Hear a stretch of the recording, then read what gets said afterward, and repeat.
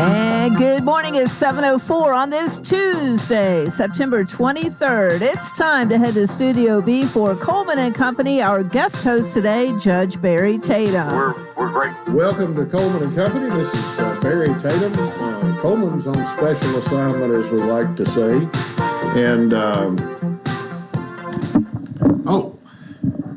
see, this is the thing about live and unrehearsed radio on here is we've got Facebook Live going on, but I forgot the most important part of radio, which is having the microphone close to you. Thank you, MJ. I appreciate that. But Barry Tatum substituting for Coleman Walker. We've got Justin Beasley here in just a moment. But before we do that, we want to say a word from our sponsor, Vanderbilt Wilson County Hospital. And they sponsor Health Minute. And today's Health Minute is about heart attacks. Did you know that nearly 50% of all heart attacks go unnoticed? These silent heart attacks can happen with either extremely mild symptoms or no symptoms at all. Silent heart attacks are often discovered during routine screenings, and non-traditional symptoms of silent heart attacks include heartburn, nausea, fatigue, abdominal pain, back pain, and shortness of breath. In the days and weeks after a silent heart attack, people report becoming short of breath quickly or having feelings of age-related fatigue. Preventing silent heart attacks before they happen. Preventing silent heart attacks before they happen can be done with the help of your healthcare provider. Make sure to get your blood pressure, cholesterol, and diabetes under control. Exercise daily and eat a heart-healthy diet. If you think you are experiencing a heart attack, whether it's silent or not, call 911 and get to the nearest emergency room immediately. And for more information, you can visit VanderbiltWilsonCountyHospital.com. Justin, all those symptoms of a silent heart attack, I think I've had. Yeah, that just sounds like stress, honestly. Well, I get to the point to where things hurt, and certainly I've had heartburn and nausea, but so far, knock on wood, doctors haven't diagnosed me with having a heart attack. But on to more important things and more pertinent things about why you're here. Your position with the city of Mount Juliet is what is exactly the title that you have? So I am the public information officer, and as I like to tell people, I'm not the private information officer. I'm just telling the public what they need to know. And I'm telling you, I've been here a little more than 4 years. I believe September 12th was my 4-year anniversary, and super stoked to be able to work for a city with such great people and really such great citizens. There's not a day that I wake up that I dread going to this job. Today, part of my assignment is to promote some shop local and love on our chamber. They've got a golf tournament at Pine Creek Golf Course, our annual chamber golf tournament. I don't think they budgeted for some great weather this year is the only complaint I'd have for Mark Hinesley, but I think we're still going to have a lot of fun and, continue to build those relationships with the chamber from the city standpoint. Well, I know Mark was talking about the golf tournament a few shows ago on Colwman, and but that is today at Pine Creek. Yes, sir. As far as I know, I think they're gonna the shotguns at 8, and we'll have lunch today, and then it'll be a really good time. I think they've got a lot of people, a lot of participants.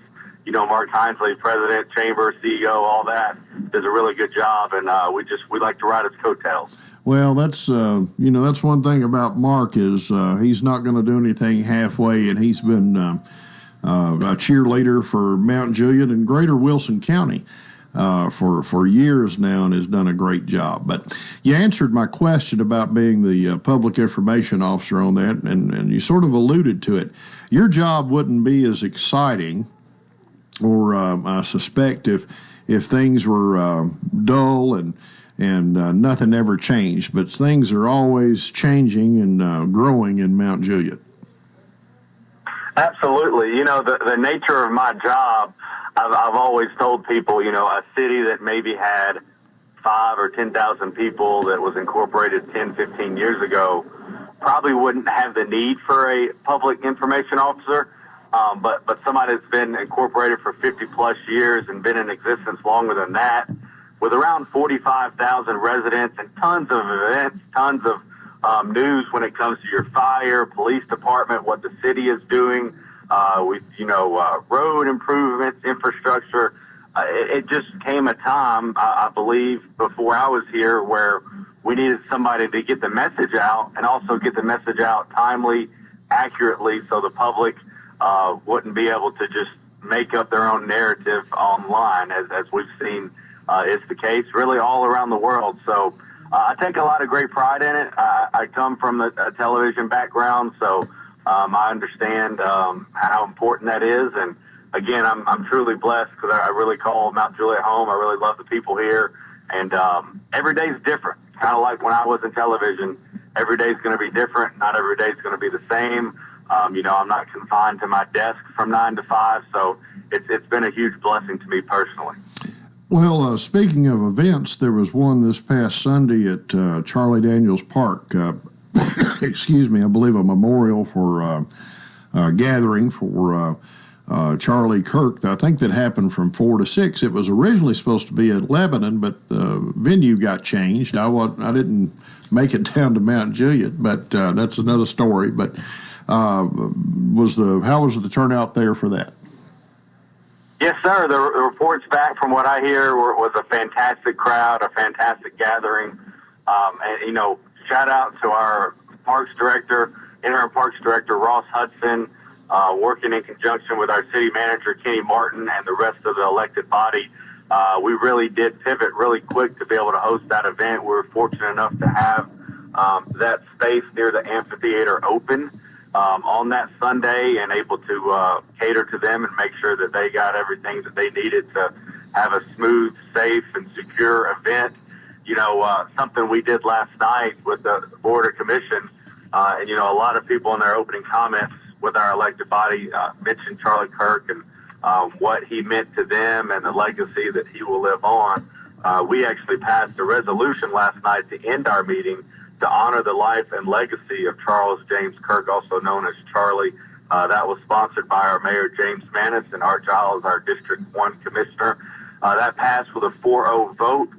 A lot of people, mentioned just, how important this lesson can be to teach our nation about him and how we can and how we should and how we will, have civil discourse between people that maybe don't understand each other or maybe that don't agree on certain things.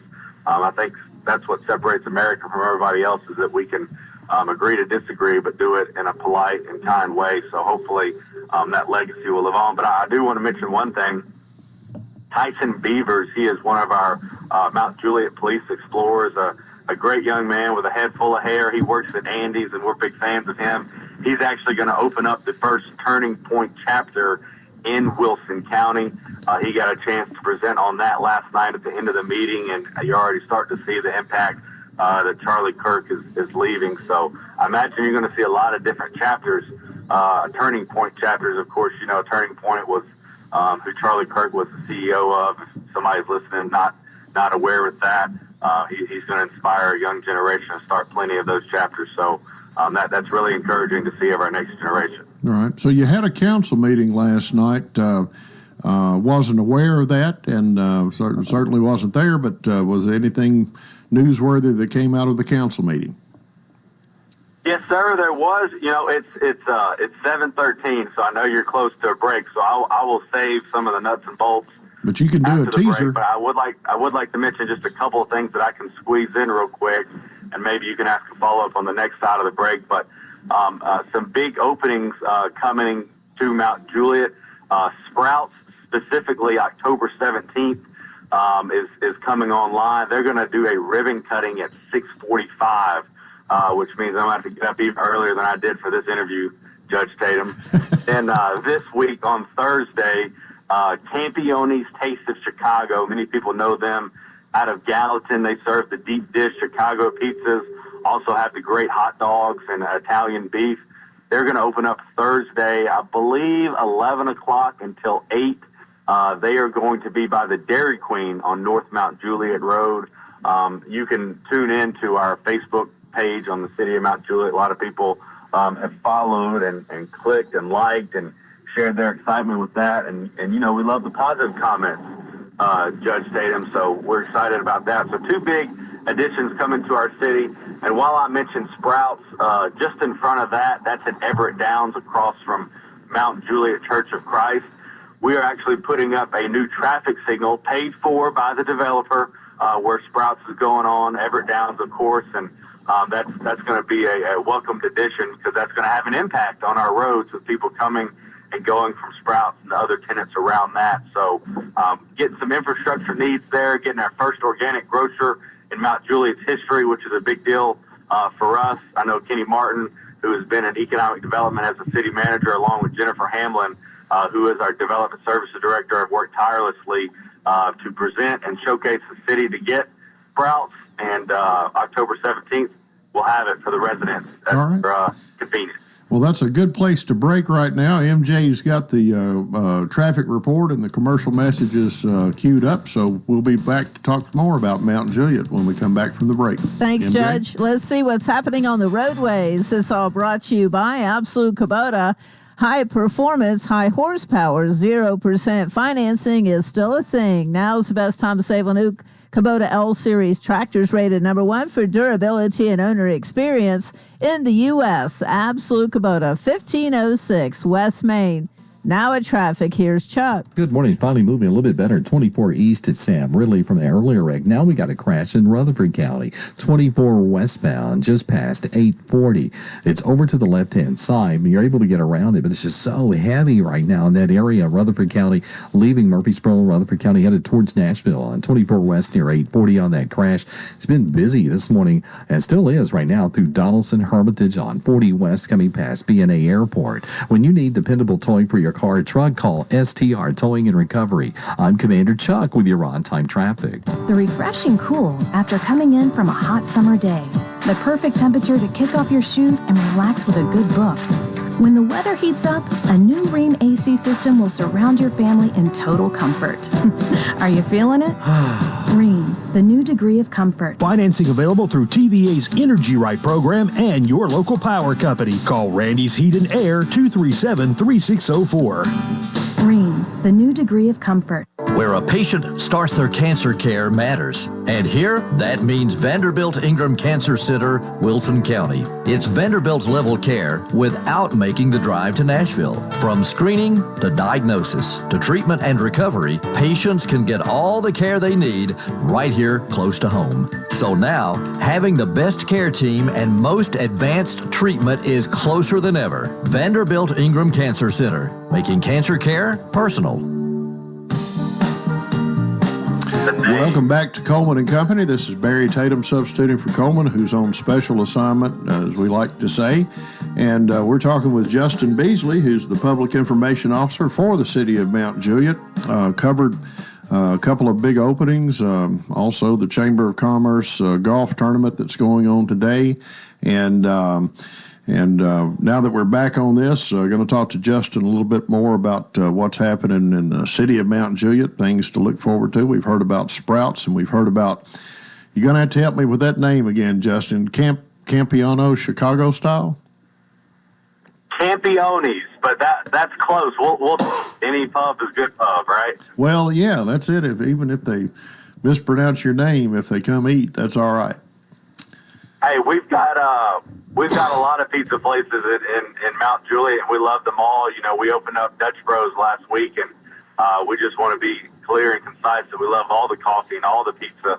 But, you know, Calabria's right across the street. You know, a lot of big people mispronounce that name, but it doesn't stop them from patronizing the business, that's for sure. So there's plenty to go around. Well, people mispronounce my name sometimes, and sometimes it's close, and sometimes it's a word that I can't repeat on the radio. So, so as long as they're patronizing your business or using your services, that's all that matters. Anything else on the horizon coming up with Mount Juliet, or any changes down there you'd like to talk about? Yes, sir. One thing I would certainly want to mention, and this passed 4-0 on second reading, is an ordinance to approve the lease agreement with the Mount Juliet West Wilson Senior Citizens Service Center for the Mount Juliet Senior Activity Center. For anybody, that passed unanimously. We've been working on that for about 2-3 years, probably even longer if you ask Rob Porter, who's head of that. Basically, what that means is our old police department building, which used to be Joy Church, a building that's very frugal that we have renovated and turned into our own. The senior citizens are going to do the same thing with that building moving forward. I spoke to Rob Porter last night, and they were kind of working out some, hey, who's going to pay this bill, how much percentage of this, since it will be a shared space between the city and the Senior Activity Center. Mainly, listen, for the Senior Activity Center. So we're excited for that. They've needed a place and some place that, they can be proud of and call home, and they're going to be able to sell their old spot. Now, I think while I'm rambling, the spaghetti dinners are coming up soon, so be sure to get your orders for that. But they've got about 450 to 500 members. They're going to put more than $1 million in to renovate that building. Rob Porter told me last night it'll be a total of about 14,000 square feet. And to borrow a line from Mark Hinesley, President, Chamber CEO, he talks a lot about what are you doing for your youth and what are you doing for your seniors. Says a lot about your city and the vitality of it. I would say we're doing a ton for our senior citizens with this latest move. And, we're all going to be there one day, no matter how young or old we are, we hope to live to that point. So it's really good news for anybody that calls Mount Juliet home or that will call Mount Juliet home in the future. Well, that's going to be a significant increase in their size over what they've had. Absolutely. And you look at the convenience of the location of where it's at. It's going to be by the parks, just a step away from our trails. It's going to be right by the new police department, which, as we spoke a little bit off air, will be opening late October, and we'll get the information out soon. I think we already have gotten it out to the public on when we're going to have that grand opening and ribbon cutting and get your little tour and all that. Right. Mount Juliet Police Department with our Chief Michael Mullins and Deputy Chief Tyler Chandler and their team. There's going to be a lot of pomp and circumstance to that, because when you look at that building, it's really one that's going to embody Mount Juliet and our growth and what we stand for and how much we appreciate our first responders. So that building is really going to signal just what we have become in Mount Juliet in such short time. Well, you mentioned that the current police department, that building, that's going to be a shared space with the seniors, citizens, but the city of Mount Juliet is keeping part of that and going to be utilizing part of that. Is that right? Yes, sir. I believe there's some room for like the courtroom and things like that, and just a shared common area and space. So we'll utilize that and use that at the best of our ability from the city standpoint. Because right now we have City Hall in the center of town, which we're bursting at the seams with, and then we have Clemens Road where our building and codes, public works mainly, and our fire administration is housed there. But we're really making the most of what we have. We've been in talks of a potential new city hall for quite some time. And we actually had a public work session last night to kind of iron out some of the finer details for the project team to kind of develop and see that and try to forecast and make up a model that would make sense for us if we did decide to do something like that in the future. A lot of those discussions were centered around a new city hall before we bought the old S&S building on Clemens Road. Now we've got substantially more area, and I believe, as the commission well put it last night, we're not forced to make a decision anytime soon if we don't want to, just because we've got a lot more space at our convenience and with our resources. So that's something that's going to continue to be talked about, and we'll be sure to update the audience on this program if anything comes of it. But right now it's still in the preliminary stages. But you can say the opposite for the Senior Activity Center. That thing's a full go, and we're super stoked that the city could help them find a place and find a home for what we hope is a long, long time. Yeah. Well, it's, that's one thing that your growth is coming, and you got a population in excess of 40,000 right now. I don't see that the population's going to draw down to where it's back to 15 or 20,000. So you're going to need a new city hall at some point, and with all the offices for all the staff and services that go along with Mount Juliet. Golden Bear Gateway, that thoroughfare through there is taking off with a lot of commercial, a lot of retail development, and any news on that that side of town about any new stores, businesses, anything coming in, expansions? Yes, sir. So Costco's been there a little bit more than a year, and, they say build it and the rest will come, and that's certainly what has happened. We got some large tenants out there and some that are in the works, Wash and Roll, Whataburgers over there. Soon, very soon, there will be a Texas Roadhouse that will be will give a lot of appeal to that area. There's a new, and the name escapes me, but there is a new toy store that's going to offer free wrapping and all of that that's going to come. It's going to be a very locally owned, cute shop that's going to be right across from Costco. You can see Costco from their storefront. That we're excited about that.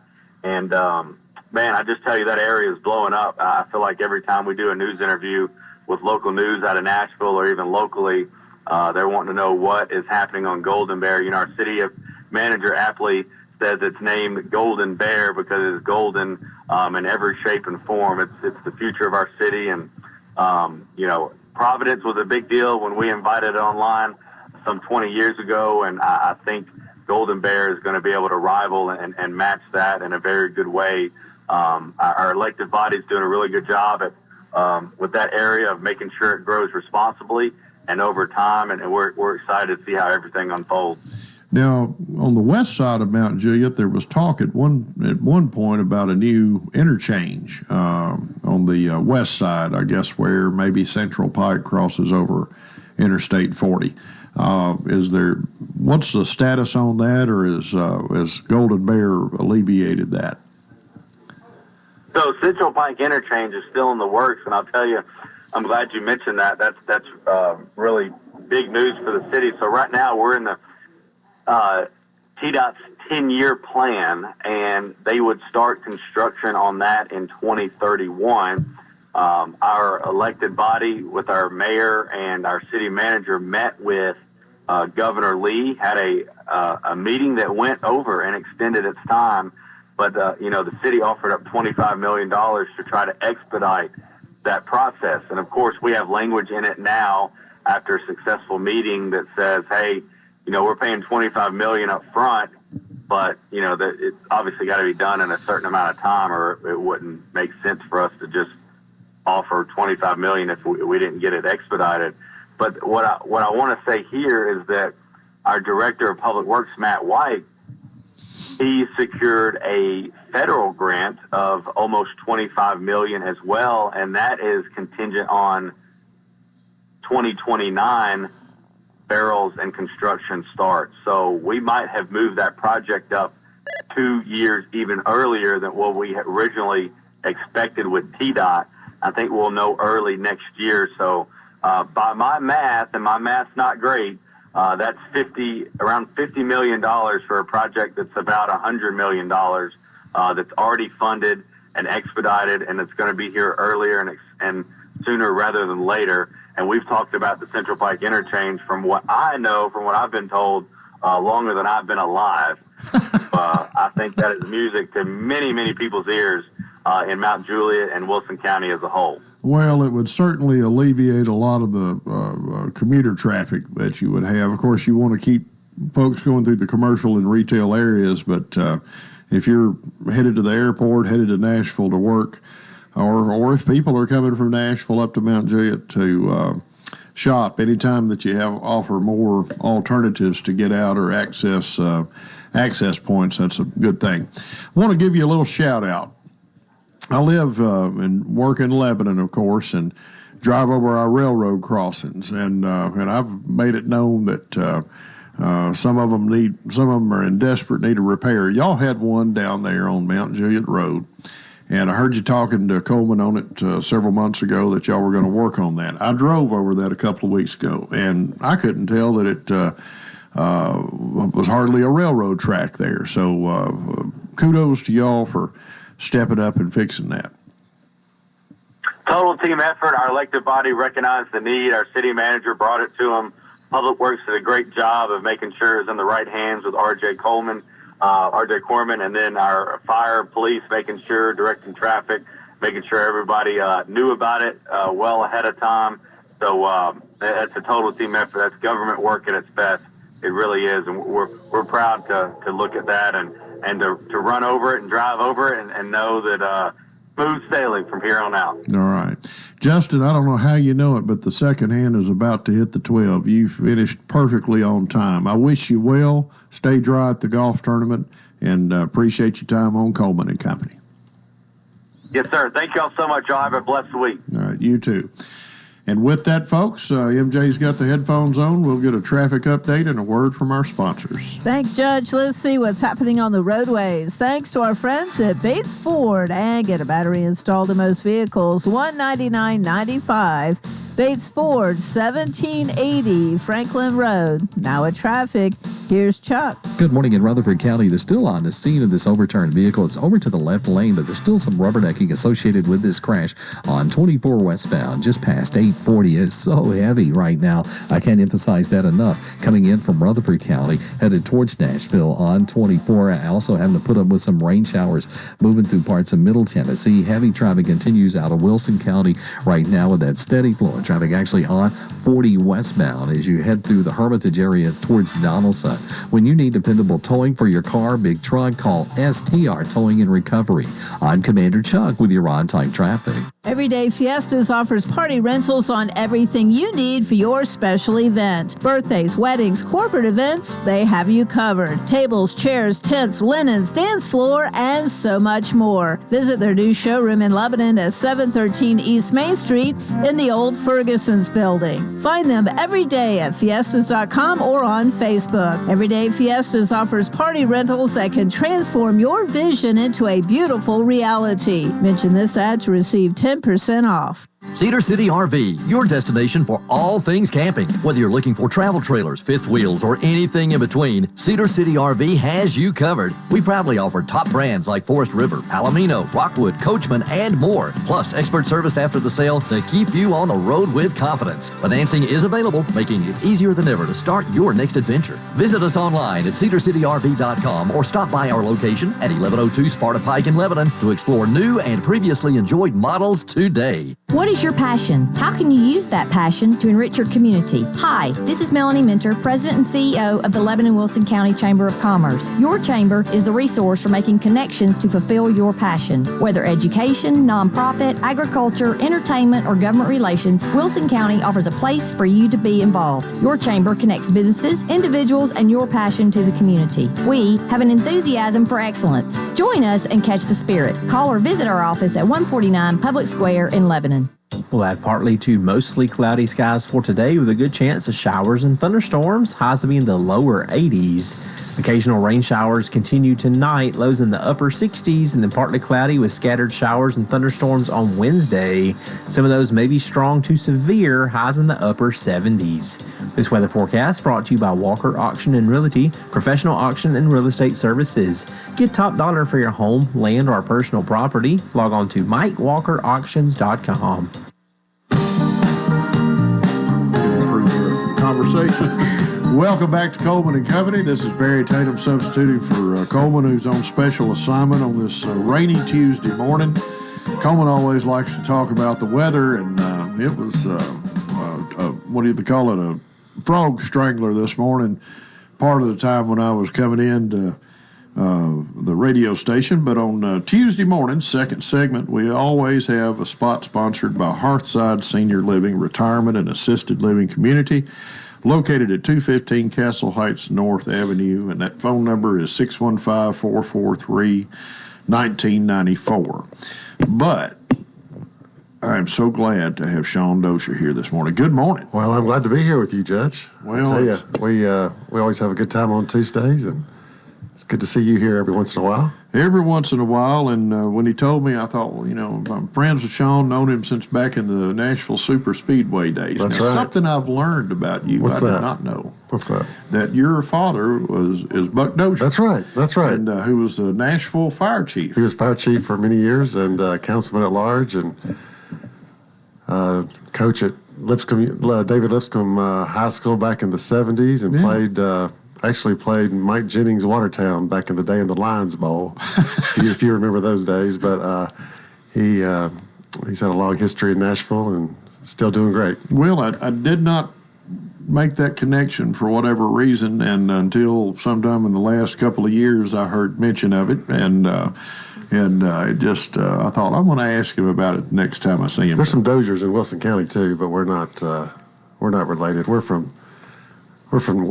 basically from West Nashville is where we're from. So, but there are some Doziers in Wilson County. Yeah. By the way. Yeah. Well, I imagine there's Doziers just like Tatum. We're scattered about all kinds of places. That's right. But not here to talk about family history, but did want to give your dad a little bit of a shout out there. But what's happening at Harside? Well, let me tell you, things are going well. We just had Joe and Betty Armstrong. They're moving into one of our independent living homes. We have 30 homes there, Judge. We have 3 2-bedroom homes, and then we have 27 3-bedroom homes, and they're moving into one of our 3-bedroom independent living homes. They don't come often. They don't come open very often. Right. And so they're moving in next Monday. We're painting it for them. We're getting the flooring ready for them. Basically, when you move in, it's a brand new house, and so they're doing all the remodeling. They're adding some stuff that they want to add. For many people, it's their forever home. They want to live there for a long, long time, and in this season of their life, they want a 1-story house. They want convenience. They want maintenance-free living, and so that's why they choose to move into a Harside living home.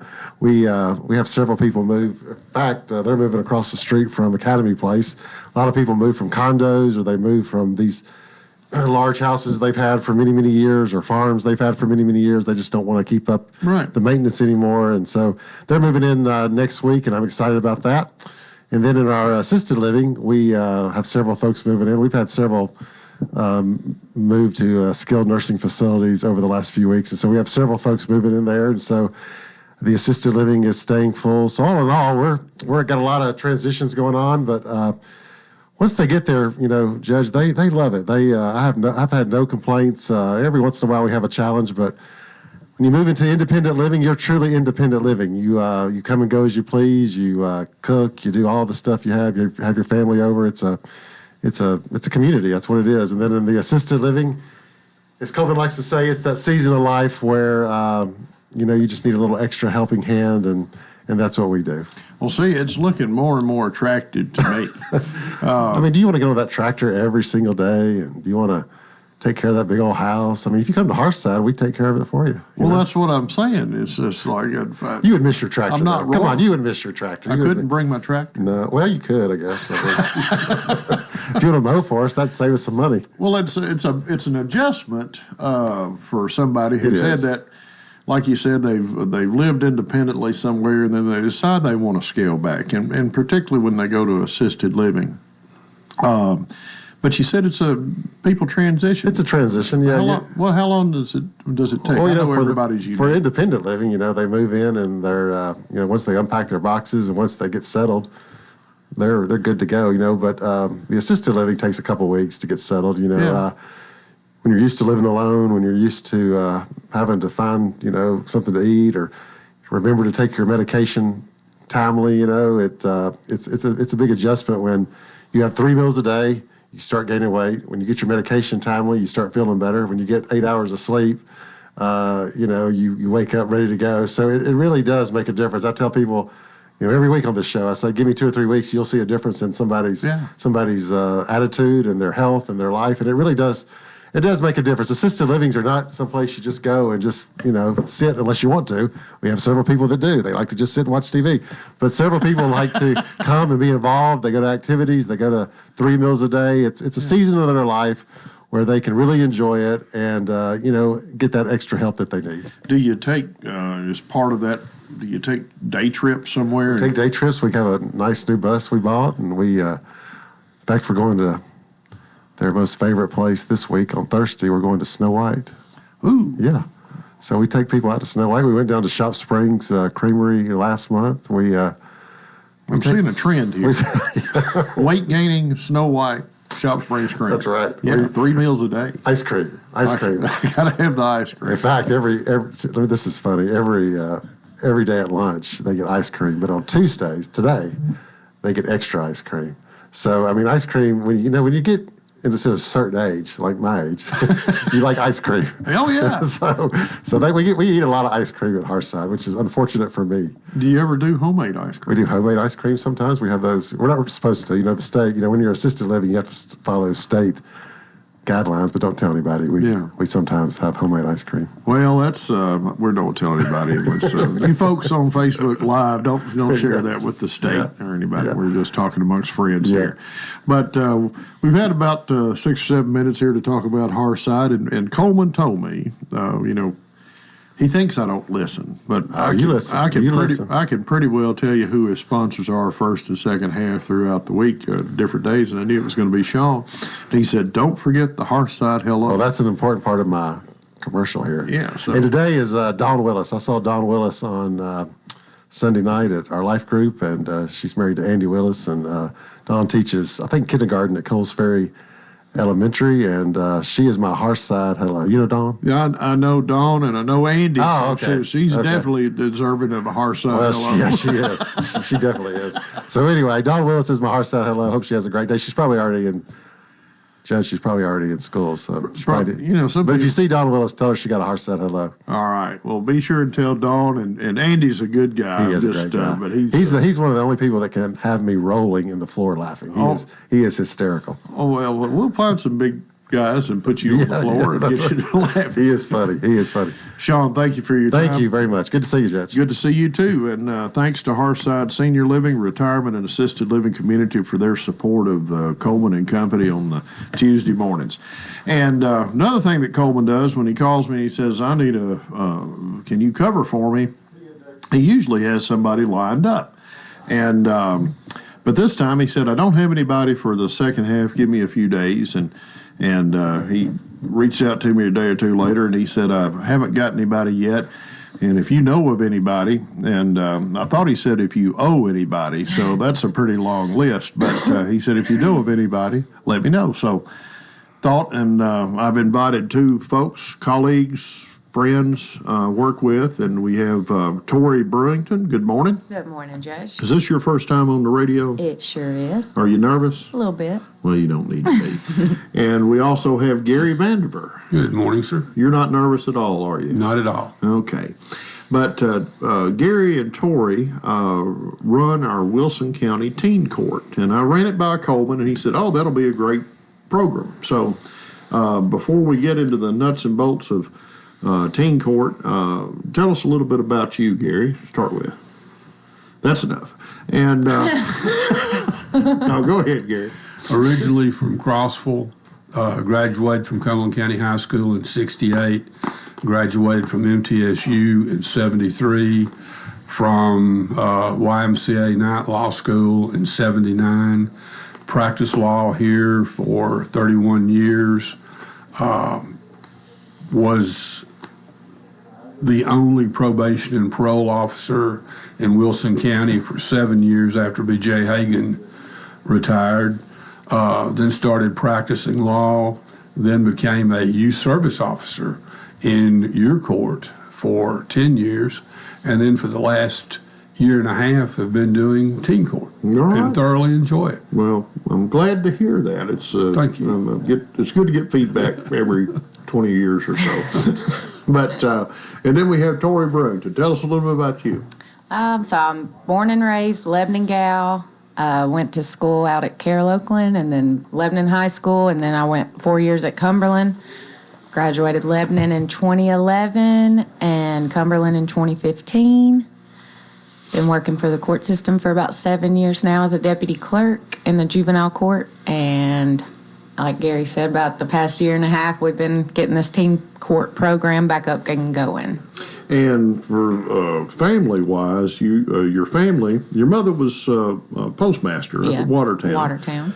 And but your parents also had a store on the square. Yes, we owned the Butter Churn Antique Store that was on the square for several years. Okay.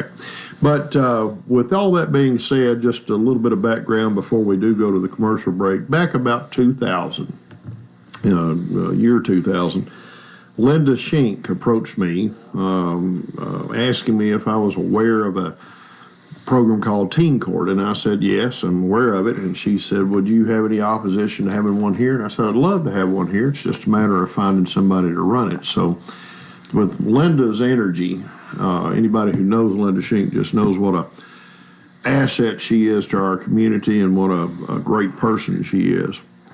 And her husband too, and her whole family. But Linda's put a lot of energy into the Christmas for All, to the Help Center, to foster care, to Wilson County CASA, just about any nonprofit agency. She took this on and was the director of it for 20 years or so.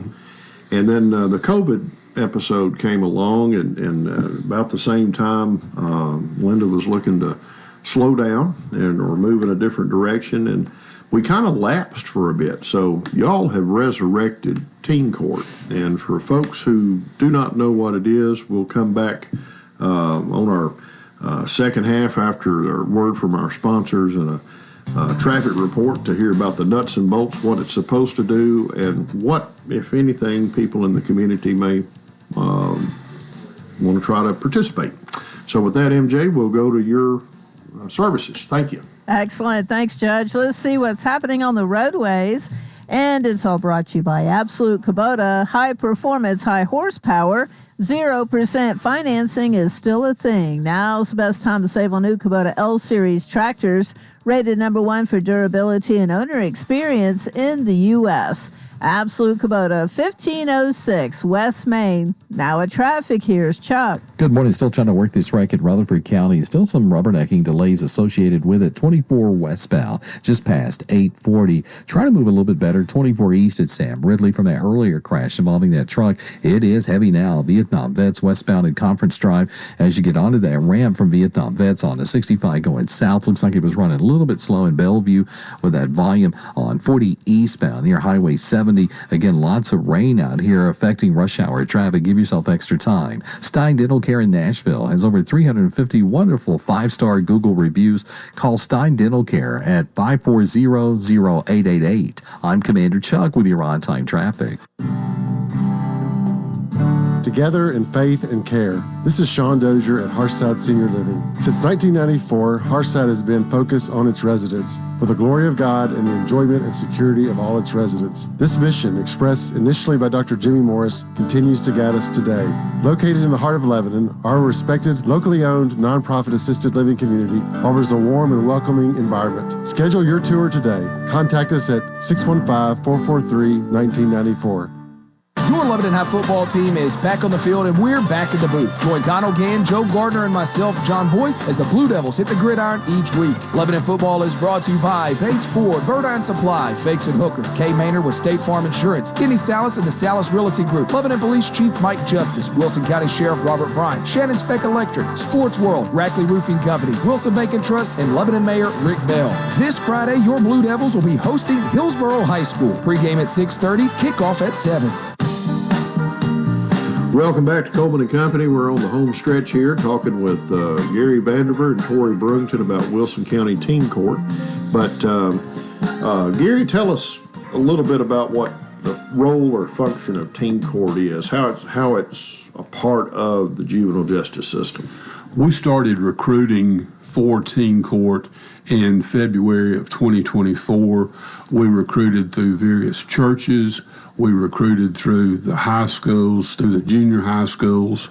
LSSD gave us several names to recruit from.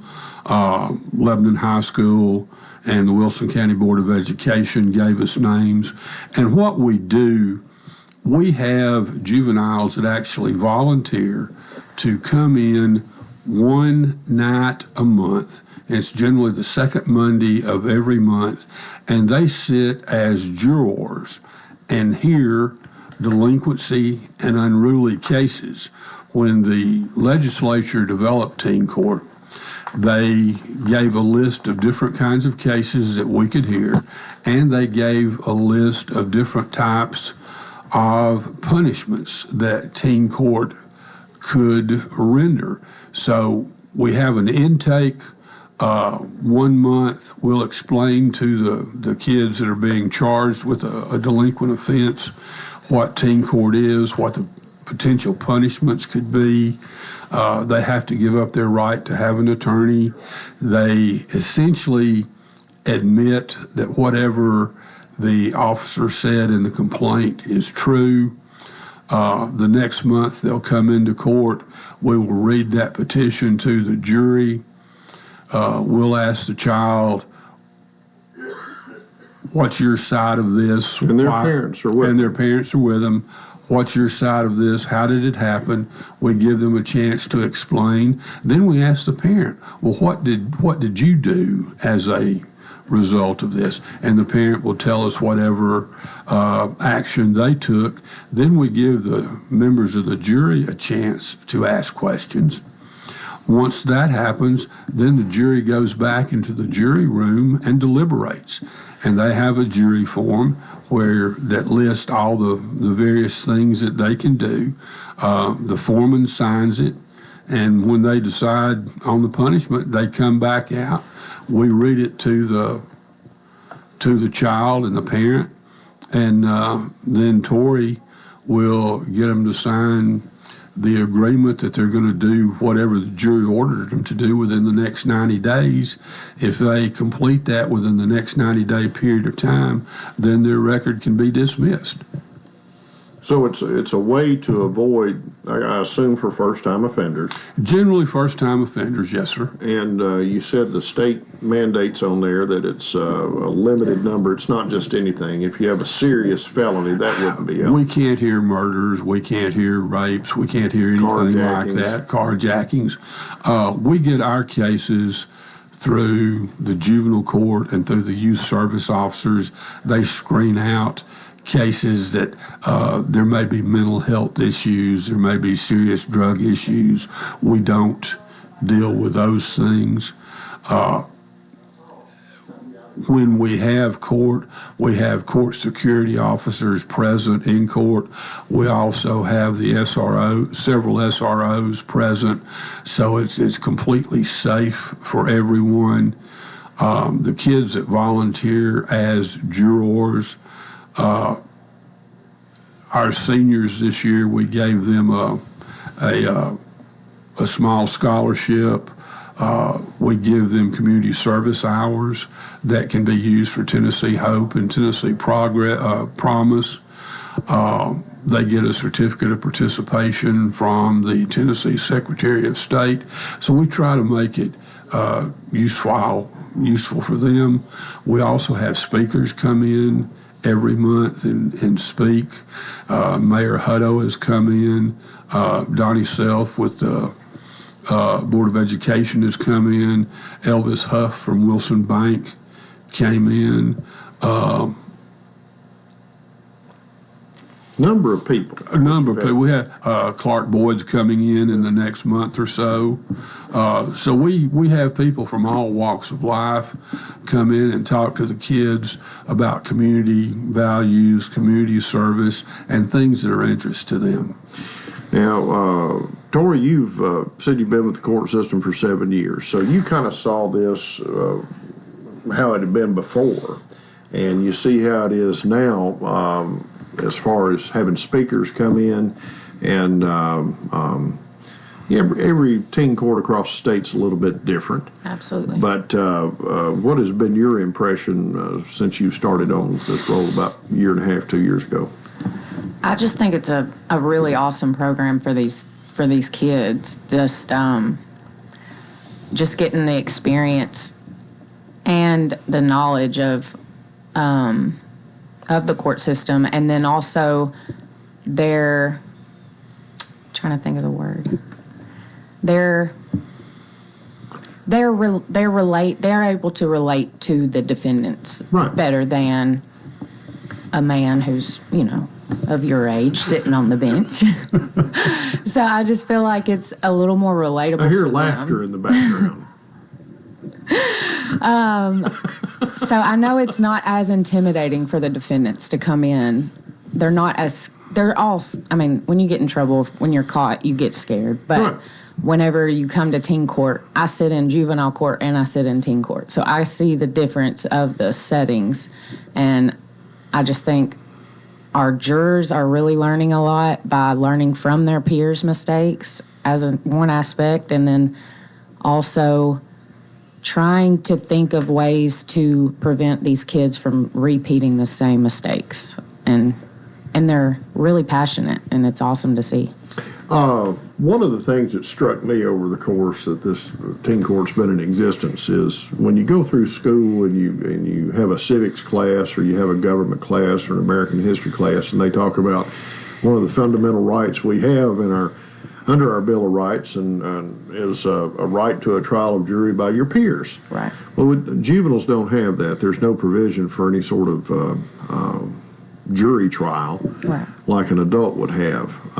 But this gives the opportunity for sentencing or disposition, as it's called, to be imposed by a group of peers. Mm-hmm. But to give kids the opportunity to participate in something like government is supposed to work, I think is a great civics lesson. Have you seen that from your jurors' perspective? I have, and just hearing their input when we do have questions at the end of sessions and stuff, like they're in it and they're involved and they want to know more. Mm-hmm. And I just think it's awesome. Well, we've had several over the years that participated in it and went on to college and law school, and occasionally I'll run into some parents somewhere who'll remind me that their son or daughter had been in teen court back some years ago and how much they enjoyed it. As far as participation, of course, there's an ongoing recruitment effort since kids graduate. Yep. We're not looking to have kids be defendants. No. We're looking for kids to participate as jurors. Yes. In that capacity, and it doesn't cost anything for a juror to participate, right? Nope. And there's no quiz or exam that has to be taken or passed. Anybody who's listening out here has a son or daughter, and maybe they're thinking, well, I'm looking for something for my child to participate in that's not a sport, not a musical, not a singing type thing or instrument type thing. This would be a good opportunity for them. Absolutely. How would they go about contacting somebody to participate? We have a web page, Wilson County Teen Court, and there's an application in there. There's also a lot of information about teen court and what teen court does. They can also call 615-444-7146. That number sounds familiar. That's your number. Oh, okay. Your Honor, and speak with Millie Wong, and Millie will forward us their names, and they're welcome to come into court, to teen court, second Monday of every month, 6 o'clock at the Criminal Justice Center, and we're in Judge Kane's courtroom. And for somebody who's maybe thinking about it, can they come and observe? Yes, sir. And get an idea and bring their child along and say, what is this? Is it some sort of indoctrination? Is it some sort of secret handshake organ? It's not. No. But they get a chance to observe and see if it's something that their child might. The thing I really like about it is it gives our volunteers who are in school in Wilson and in city of Lebanon a chance to decide what goes on in their schools. And, we get to see their feelings on school fights, on disorderly conducts, on various types of vape charges and things like that. So it gives us, as adults, and you as judge an idea of what these kids are thinking. And I think that's a wonderful thing to do. They're boots on the ground, so they get to help decide what the punishments are for violations that occur in their areas.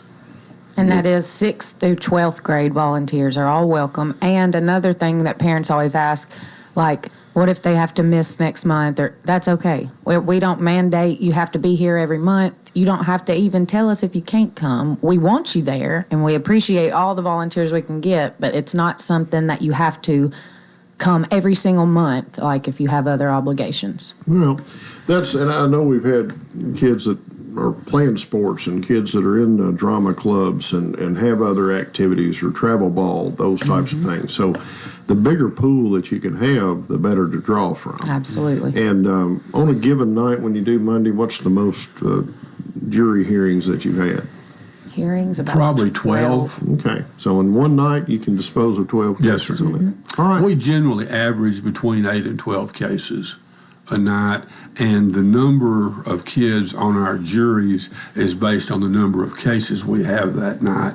So every kid that comes in as a juror will hear at least one case that night. So 615-444-7146 is the telephone number, and Wilson County Teen Court. Wilson County Teen Court. Just Google Wilson County Teen Court. All right. Well, Tori and Gary, thank you for your time, and thank you for what you do, both from this show and also from my perspective professionally and personally. And with that, it's time to tune out and clock out. And as Colwman would say, I'm going to wish you a terrific day.